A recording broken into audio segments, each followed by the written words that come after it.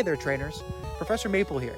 Ready to dive into the exciting world of Pokemon popping up all over the Delmarva region now that spring has sprung? Today, we'll be setting our sights on two fascinating Pokemon, Krabby, the Crustacean Crusader, and Bellsprout, the Botanical Brawler. First up, we have Krabby, this water-type warrior. This little guy packs a punch with two massive bread pinchers. They're not just for show folks. Krabby uses them for both offense and balance, scuttling sideways across the beach. These pincers are also so tough they can regenerate even if lost in battle. Talk about resilience. Out in the wild, you'll find Krabby chilling near freshwater or saltwater edges, usually burrowing in the sand. Don't underestimate this little dude though. When food is scarce, Krabby gets scrappy, chowing down on sand for nutrients and fiercely defending its sandy sanctuary. Here's a cool part. When threatened, Krabby whips up a foamy shroud to confuse its opponents. Imagine this tiny crab puffing itself up like a giant bubble bath. Hilarious and tactical. Now remember, trainers, even though its tough exterior, Krabby is vulnerable to electric and grass types. But don't worry, this little guy can hold its own against steel, water, fire, and even ice types. Krabby's signature moves are Bubble, perfect for soaking opponents, and Water Pulse, a refreshing blast of power.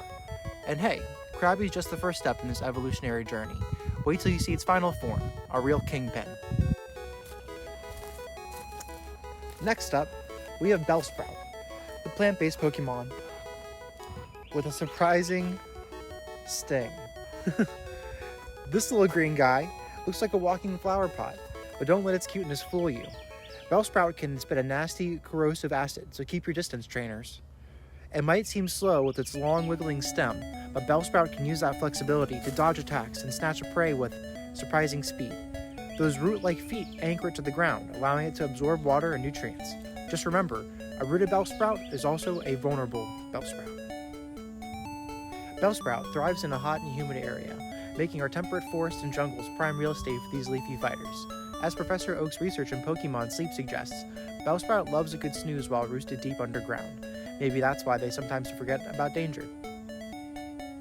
Trainers, keep in mind that Bellsprout is a grass poison type, making it weak against flying, fire, psychic, and ice types, but don't count it out. Bellsprout can overpower fighting, water, electric, fairy, and even fellow grass types. Its main attack includes Vine Whip for grappling, Acid for a nasty surprise, and Power Whip for a powerful floral beatdown. This little sprout has a whole evolutionary line ahead of it, and some say its final form resembles half a pear? Interesting. Thanks for joining me on this Pokemon adventure, trainers. As always, let me know in the comments below what Pokemon you would like to see featured in the next Video-Déx.